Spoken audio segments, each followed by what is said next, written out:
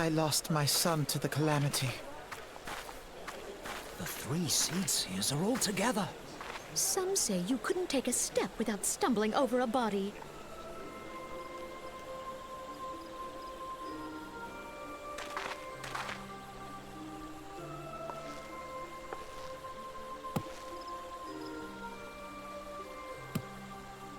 Our forebears were once strangers in the Twelveswood. Fearful of the Green Wrath, they hid themselves in the dark recesses of the earth. Yet they dreamed of basking in the dappled sunlight of the forest. Through great effort, they proved their worth to the elementals, and were granted a place beneath the boughs. So it was that Gridania was born, some 5 centuries ago. Working hand in hand, the Hyur and the Elysian settlers sowed the seeds of our civilization, and soon they were joined by folk of all races. So nourished by the waters of unity, and blessed by the light of the matron, Gridania flourished into the great nation it is today. Do you see the Gridanian standard? There, hanging behind the Elder Seedseer. The entwined serpents represent the unity between Hyur and Elysian. An elegant symbol, do you not agree? In accordance with the will of the elementals, we have embraced a life of peace. Alas, our neighbors have not always sought the same for themselves, nor for us. Though we Gridanians have no love for war, we have still less for those who would threaten our way of life. Ever have we fought to protect the sanctity of the Twelveswood.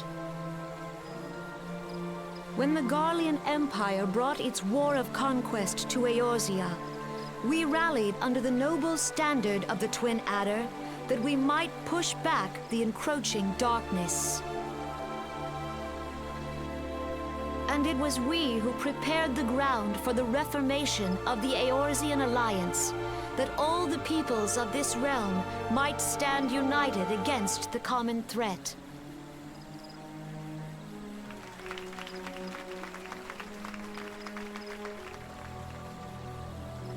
"5 years ago, the Alliance met the armies of the Empire upon the fields of Cartano. It would prove the bloodiest battle in recent memory. Countless Gridanian lives were lost. As Supreme Commander of the Order of the Twin Adder, ever shall I bear the weight of our people's sacrifice. Alas, their loss was not the only tragedy to befall us that day, for soon came the calamity.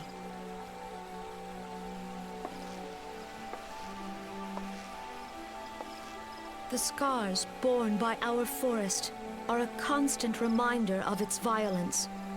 Our lives have been irrevocably changed, each waking hour a struggle to survive. Driven to desperation, some among us have strayed from the path of righteousness, resorting to banditry, poaching, and other unconscionable deeds. To compound our woes, the Ixal have returned in force, emboldened by our suffering. They test our defenses nigh without cease, and prey upon the vulnerable. So beleaguered from within and without, it is of little wonder that our unity now falters. Dark times are upon us. Time was a man could walk the highroads without fear. On this day, 5 years ago, countless Eorzeans laid down their lives that we might behold another dawn. Please join with me in honoring their memory.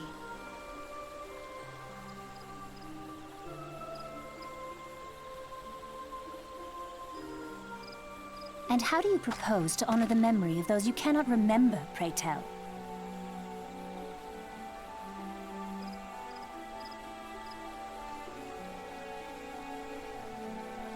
The destruction wrought by the calamity was indiscriminate. It dealt death to Eorzean and Garlean alike. Yet while we have labored to rebuild our homes, to rebuild our lives, the Empire has set about raising steel fortresses here in the Twelveswood. Let none be mistaken. The Garleans remain the greatest threat to our survival. If we are to stand against them, we must remember what it is to be united. Our many troubles blind us to the woes of our fellow man. Thence is harmony lost. Yet harmony is the founding principle of Gridania. We are gathered here to honor the fallen. Let them be honored not only in word and thought, but through concerted action. I bid you join hands with me once more beneath the Twin Adder standard. And together, let us heal the forest's wounds, that our progeny might live in harmony beneath these ancient boughs. For serenity, purity, and sanctity. We must think of the children! Woods will be done. It's up to us to protect the All forest. the elementals!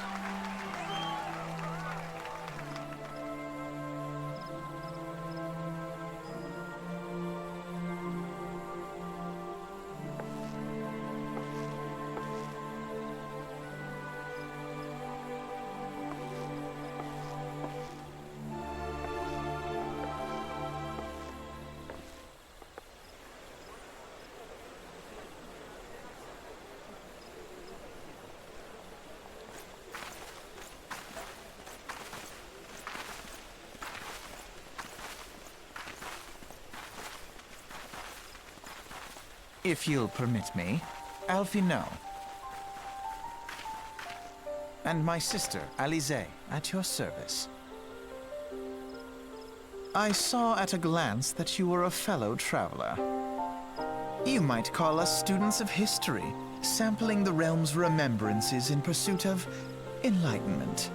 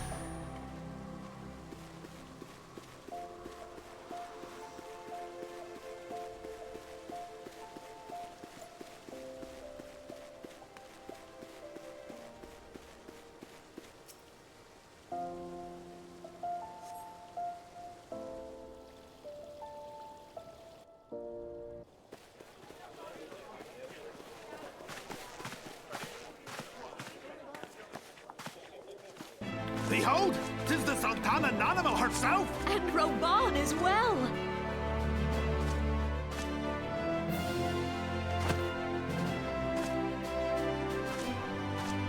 Hark you, souls of flame! drawn to the bosom of the desert, where the fire burns brightest and shall rage forevermore. Hurrah! Rauban! Where since antiquity, under the sage and judicious rule of the Ul dynasty, we have wrought sand into gold.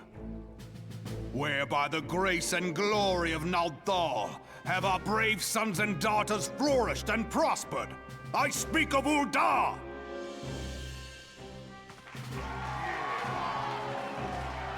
There, at the Flame General's back flies the Grand Company's standard. Note the sigil. The golden scales of order balance the jewel of prosperity with the flame of might. Great and many are the gifts our nation has given the realm. In Eorzea's darkest hour, on the killing fields of Cartano, none spent more in blood and gold than we. Thus was the 7th Imperial Legion laid low. So that's how it happened. How soon history forgets. Yet many left our gates, never to return. Let us pray for our absent brothers and sisters, that they might know happiness in the great beyond, as Thal's honored guests. If the fates were fair, the price we paid that day would have bought us victory. Alas, they are not. And now, but 5 years into this 7th Umbral era, the spirit of sacrifice which granted us our strength is all but dead. Look around you. What do you see? A people divided, downtrodden and enthralled. Where are the merciful alms of the rich? Where is the just steel of the righteous? I ask you, is this the great nation our brothers and sisters gave their lives to save? You who call this living, dishonor the name of the immortal flames. It is but a slow death. Our enemies surround us. The savage hordes of the Amalja wait beside our roads, strangling the lifelines of trade. Meanwhile, the Garleans make mock of our borders and despoil our land of its natural wealth. We stand on a precipice, yet we do not act.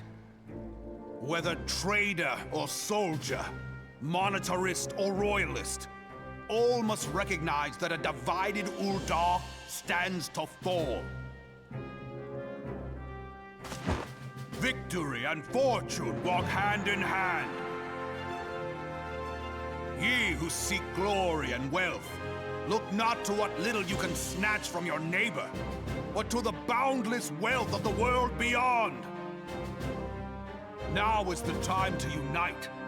Now is the time to ride forth. In the name of the Sultana, I beseech you, line not your own coffers, but those of the immortal flames. Seek not to prosper from Ul'dah, but to restore her to prosperity. As the realm prospers, so shall Ul'dah. As Ul'dah prospers, so shall her people. Ja for Ul'dah! Together we are one.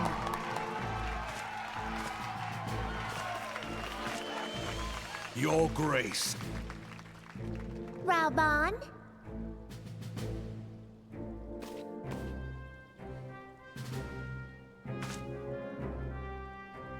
People of Ul'dah, I, Nanimo, 17th in the line of Ul, address you. Much has been made of the wealth of Ul'dah. Yet those who measure that wealth in coins and carats are gravely deceived. For the true wealth of Ul'dah lies in the health, happiness, and hopes of her people.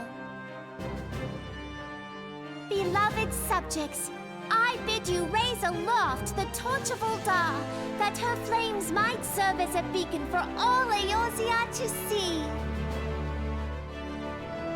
Long live Nanamo! Glory to the Sultana! For victory and fortune, stride fearless into the Inferno, for we are by fire reborn!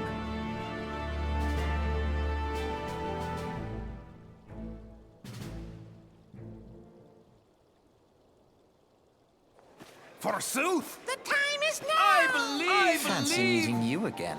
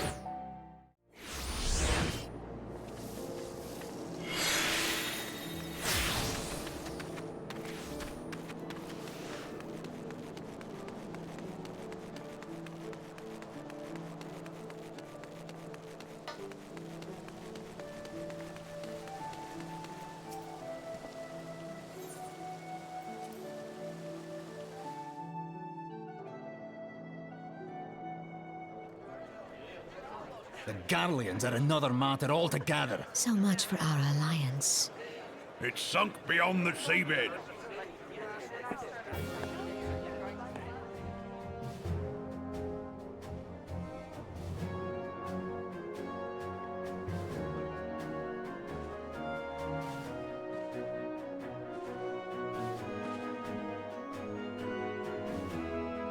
Brothers and sisters of the sea, hearken unto me. Look upon this, our mighty crimson standard, and tell me your hearts do not swell with pride.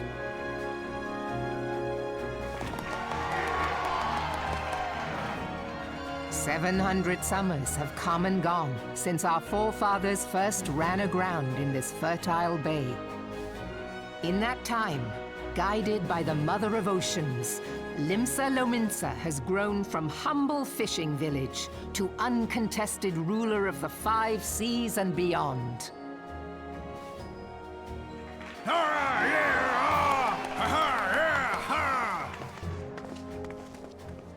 Did you look as the Admiral bid you? It is a rather stirring standard, I must say. The crimson field is meant to signify the blood of fallen crewmates, while the black longship represents a pirate vessel. When the Garlean Empire marched upon Eorzea, we assembled beneath the Maelstrom standard, and our grand company was reborn. All answered the call, from the Knights of the Barracuda to Hilthier's bloody executioners. And together, we met our would-be conquerors upon the field of Cartano. That day, the world bore witness to the united strength of Limsa Lominsa. I swear to you, no army ever fought harder or with more courage, yet many of ours did not survive. Join me now in remembering those who fought in the name of freedom and fell.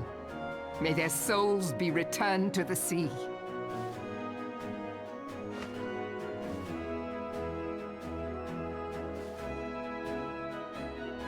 Freedom. Yes, they have always been rather fond of their freedom. Much as the beast tribes have. Small wonder. Beneath the surface, one would struggle to tell them apart. It has been 5 long years since the calamity struck. 5 long years of tireless rebuilding. Yet still the wounds of the calamity fester and weep. But when I stand atop the mizzenmast and gaze out upon our battered and broken vessel, I see an undying spirit. Did we not build all this from the wreck of the Galadian all those centuries ago? Shall we not do so again?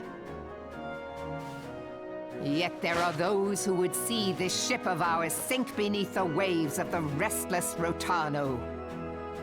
The Sahagin creep ashore seeking blood for their accursed god. Those fishback The Sahagin bastards. have risen? While the mines of Ogomero spew forth kobolds who push ever south, despoiling our lands as they go. These savage beast tribes will be the first waves to crash against our creaking hull. And behind them swells the grim tide of the Garlean Empire. Even now, the curs fly their flags within our borders. Doubt not, but that they will be upon us ere long. We are well nigh surrounded. Yet there are those among us who would rather turn their swords against their crewmates than our cannons against our foes. How can we hope to repel our many enemies when mutiny breeds below deck? There is but one course left to us. One bearing that will bring us victory over the beast hordes and the Empire both, and see this ship safe to port. We must mend the rift the Calamity has reopened twixt Pirate and Maelstrom, and stand fast with our adventurer brothers against the coming tempest. Mark ye well, a crew without unity is no crew at all. 'Tis but a mass of drowned men. To me, then, brothers and sisters of the sea, gather beneath the undying crimson standard, and pledge me your strength, your skill, your wisdom. And with the guidance of the navigator, this great vessel of ours shall ride the waves, till sea swallows all! Long live the Admiral! Admiral Melvin! Gather the lads! Oh, where's me cutlass? I'll follow ye to the seven hells, Admiral!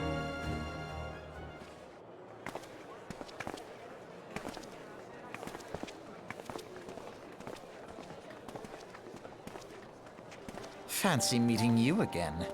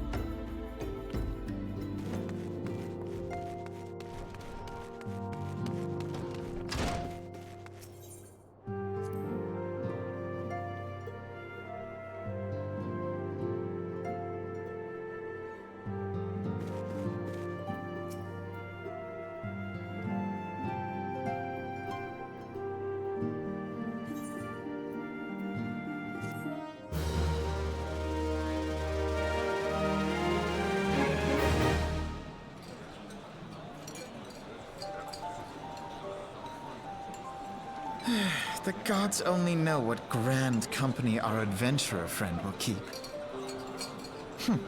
The wheels of change are in motion regardless. Brother, are you certain this course is best? Whatever do you mean, dear sister? The so-called remembrance ceremonies were little more than standard waving rallies. As though the Calamity and Seventh Umbral Era warranted scarcely a mention. Well, of course they were standard waving rallies. Since you are so observant, mayhap you noticed what mention was made of the Warriors of Light? None. I suppose they must have forgotten the heroes who spared Eorzea a fate worse than the Calamity? No, dear Alizé, they haven't forgotten these details. They have elected to omit them. Deep are the wounds the Calamity inflicted upon Eorzea. So deep, in fact, that the realm still bleeds. Needless to say, the beast tribes and their primals do little to alleviate the pain. So, the task of salving Eorzea's wounds falls to the scions of the Seventh Dawn, with a little help from our friends, the Grand Companies. Remembrance will yield no remedy.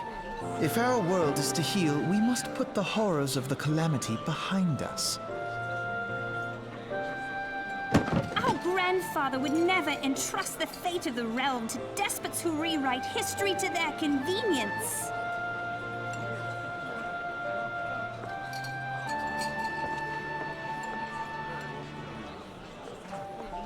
There must be another way to cure what ails this world, and I mean to find it. You are most welcome to try. Our paths may differ, but our destination is the same. In time, I dare say we will see eye to eye. I should hope so. My lady! We are to escort you! Hope does not come into it. We share the burden of this fate, dear sister, and will prevail together or not at all. The salve will serve not only to close up our present wounds, but prevent old ones from opening anew.